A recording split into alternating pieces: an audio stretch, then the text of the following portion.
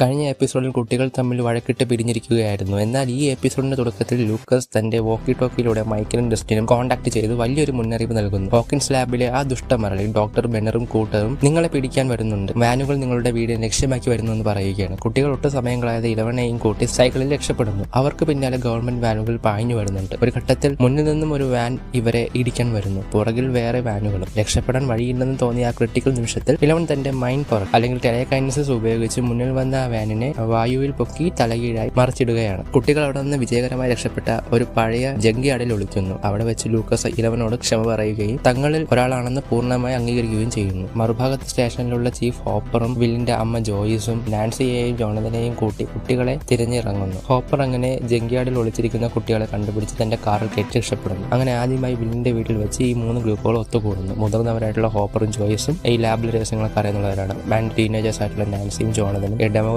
എന്ന ഭീകരജീവിയെ നേരിട്ടവരാണ് അവര്. പിന്നെ കുട്ടികളായിട്ടുള്ള മൈക്ക്, ഡസ്റ്റിൻ, ലൂക്കസ്, ഇലവൻ ആദ്യം മുതൽ ഇതിന്റെ പുറകിലുള്ളവരുമാണ്. അവർ പരസ്പരം തങ്ങളുടെ കൈവശമുള്ള വിവരങ്ങൾ പങ്കുവയ്ക്കുന്നു. അപ്സൈഡ് ഡൗൺ എന്ന സമാന്തര ലോകത്താണ് വില്ലുള്ളതെന്നും അവിടെ കടക്കാനുള്ള വഴി ലാബിലെ ബേസ്മെന്റിലാണെന്നും അവർ മനസ്സിലാക്കുന്നു. വില്ലിനെ രക്ഷിക്കണമെങ്കിൽ അവൻ അപ്സൈഡ് ഡൗണിൽ കൃത്യമായി എവിടെയാണെന്ന് അറിയാം. അതിനായി ഇലവന്റെ ടെലിപ്പതിക് പവർ കൂട്ടണം. ഇലവൻ പറയുന്നു തനിക്ക് മുമ്പ് ലാബിൽ ചെയ്തതുപോലെ ഒരു സെൻസറി ഡിപ്രവേഷൻ ടാങ്ക് വേണമെന്ന്. രാത്രി 10 മണിക്ക് ഡസ്റ്റിൻ തന്റെ സയൻസ് ടീച്ചറായ മിസ്റ്റർ ക്ലർക്കിനെ ഫോണിൽ വിളിച്ച് സംശയം ചോദിക്കുന്നു. ടീച്ചർ പറഞ്ഞു കൊടുക്കുന്നു. ഐഡിയ വെച്ച് അവർ രാത്രിയിൽ സ്കൂളിലെ ജിംനേഷ്യത്തിൽ അതിക്രമിച്ച് കയറുന്നു. അവിടെയുള്ള ഒരു ചെറിയ നീന്തൽക്കുളത്തിൽ അല്ലെങ്കിൽ പാഡ്ലിംഗ് പൂളിൽ ടൺകണക്കിന് റോഡ് സാൾട്ട് കലക്കി വെള്ളത്തിന്റെ ഡെൻസിറ്റി കൂട്ടുന്നു. ഇലവന് വെള്ളത്തിൽ പൊങ്ങിക്കിടക്കാൻ വേണ്ടി. വെള്ളത്തിൽ കിടന്ന ഇലവൻ തന്റെ ബോധം അപ്സൈഡ് ഡൗണിലേക്ക് തിരിച്ചുവിടുന്നു. പൂർണ്ണമായും ഇരുണ്ട ഭയപ്പെടുത്തുന്ന ആ ലോകത്ത് അവൾ ആദ്യം കാണുന്നത് നാൻസിയുടെ കൂട്ടുകാരി ബാർബിന്റെ ശരീരമാണ്. ബാർബ് ദാരുണമായി കൊല്ലപ്പെട്ട് കഴിഞ്ഞു എന്ന് ഇലവൻ കരഞ്ഞുകൊണ്ട് വിളിച്ചു പറയുന്നു. തുടർന്ന് അവൾ വില്ലിനെ തിരയുന്നു. വില്ലിന്റെ വീടിനടുത്തുള്ള കാട്ടിലെ അവന്റെ രഹസ്യ താവളമായ കാസൽ ബേഴ്സിൽ ശാരീരികമായി വളരെ വീക്കായി തണുത്ത് വിറച്ചു കിടക്കുന്നതാണ് കാണുന്നത്. നമ്മുടെ വില്ല് മരിക്കാറായി കിടക്കുകയാണ്.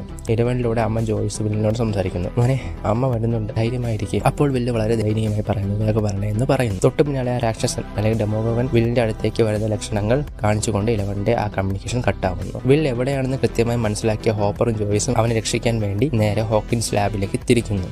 എന്നാൽ ലാബിന്റെ വേലിമുറിച്ച് അകത്ത് കടക്കാൻ ശ്രമിക്കുന്ന അവരെ ഗവൺമെന്റ് സെക്യൂരിറ്റി ഗാർഡുകൾ തോക്ക് ചൂണ്ടി വളയുന്നതോടെ ഈ എപ്പിസോഡ് അവസാനിക്കുന്നു. ആൻഡ് ഇതിൽ വേറൊരു സൈഡ് സ്റ്റോറിയും കൂടെ ഉണ്ട്. നാൻസിയെ മോശമായി ചിത്രീകരിച്ച കൂട്ടുകാരെ തള്ളി പറഞ്ഞ സ്റ്റീവ് തന്റെ തെറ്റുകൾ തിരിച്ചറിയുന്ന ഒരു നല്ല മാറ്റവും ഈ എപ്പിസോഡിൽ നമുക്ക് കാണാം. അടുത്ത എപ്പിസോഡിൽ വില്ലിനെ രക്ഷിക്കാൻ പറ്റുമോ, ഇലവൻ എന്ത് ചെയ്യുമെന്നുള്ള വമ്പൻ ക്ലൈമാക്സിലേക്കാണ് ഈ എപ്പിസോഡ് വഴി തുറക്കുന്നത്.